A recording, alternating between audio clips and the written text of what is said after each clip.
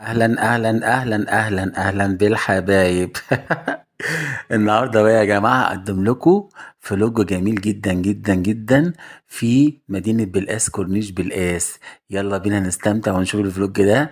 بقول لكم إيه، ما تنسوش اللايك والسبسكرايب والشير عشان نقدم حاجات أجمل وأجمل وأجمل. شايفين يا جماعة الجمال؟ الحقيقة بقى كورنيش بلقاس ده من أجمل الأماكن اللي في بلقاس، وده في سر إن أنا كنت دايما وأنا صغير أما أحب كده إيه أرفع عن نفسي أقف هنا. شايفين جمال المية؟ شايفين تدفقها يا جماعة؟ وبعدين بقى إيه بنوا الحتة الجديدة اللي قدام دي زي ما انتم شايفينها دي، إنها في ناس بتروح بقى تصطاد وتقعد وكده. بجد مكان تحفة، مع الشمس بقى مع نسمة الهوا، بجد ايه حاجة واو بجد. اللي استوقفني بجد ان انا وانا بعمل فلوج ده وانا بصوره، يعني لقيت اللي واقفين هناك دول بنات، يعني ده قلبهم جامد قوي، ده شوف واقفين رايحين لحد فين. بجد من اجمل الاماكن اللي انا بعشقها. من مميزات بقى المكان ده يا جماعة ان انت لما تشوف الكورنيش ده هتلاقي وراه كده زي بساتين. الحتة اللي ورا دي شايفينها؟ وفي بقى اشجار موز على الحته اللي في الشمال. بس ده دي يعني ايه، مش عارف تشوفها انت شمال ولا يمين من عندك.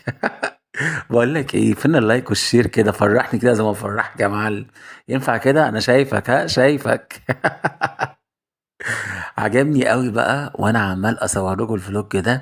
النخله الجميله دي شايفينها؟ سبحان الله. نخلة جميلة موجودة على الجنب وكده، يعني أعشاب صغيرة جاية على الجنب كده، سبحان الله. دي تقول لك تحسسك بايه، تحسسك بجمال ربنا. ان انت حتى من ما بين الصخر الصلب دوت ممكن يطلع لك فيه ايه، زرع جميل. فانا قعدت اتامل بقى المشهد الجميل ده، وانصح بجد كل الناس ان هي تخرج للحياة. اخرج وانبسط واتصل بالطبيعة. وهنا بحب بجد قوي شكل الجامع اللي هناك ده، شايفينه؟ مع الحتة الجميلة بقى دي اللي قلت لكم عليها، اللي هي زي خط مستقيم عاملينه كده. دي ناس بتمشي عليه وكده ايه، اللي بيروحوا يصطادوا.